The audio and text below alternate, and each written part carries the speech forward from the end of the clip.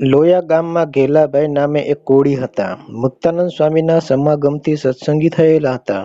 પતિ અને પત્ની બંને આજીવિકા પૂરતો ઉદ્યમ કરતા અને ભજન કરતા. પછી 1869ના ભયંકર દુષ્કાળમાં આજીવિકા રળવા માટે લોયા છોડવું પડ્યું અને કોઈ મોટા શહેરમાં જવાના વિચારે બંને ચાલ્યા જાય છે.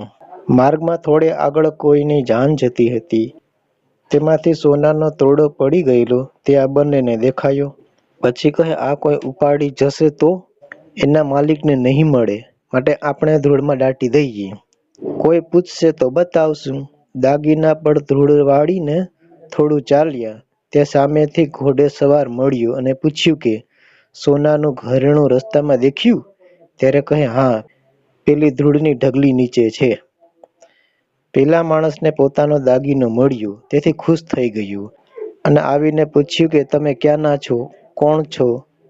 ત્યારે ભક્તે જવાબ આપ્યો કે લોયાના છીએ, જાતે કોળી છીએ અને ગરીબના કારણે રોટલો રળવા માટે ક્યાંક જઈએ છીએ. પેલાને નવાઈ લાગી કે એક તો કોળી અને વળી ગરીબ છતાં આટલા બધા નેક. પછી કહે, આ દાગીનો તમે લઈ કેમ ન લીધો?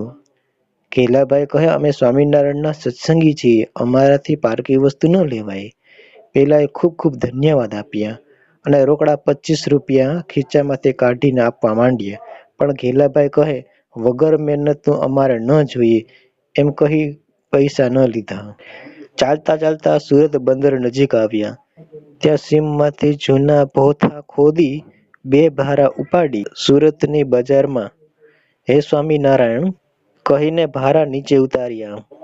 અને એ જ વખતે સુરતના પ્રસિદ્ધ અને ધનવાન હરિભક્ત ભાઈચંદભાઈ ત્યાંથી નીકળ્યા અને સ્વામિનારાયણ નામ સાંભળીને પૂછપરછ કરી. ત્યારે કહે, લોયાના છીએ, મુક્તાનંદ સ્વામી અમારા ગુરુ છે. ભાઈચંદભાઈ કહે, સ્વામી તો અત્યારે અહીં જ છે.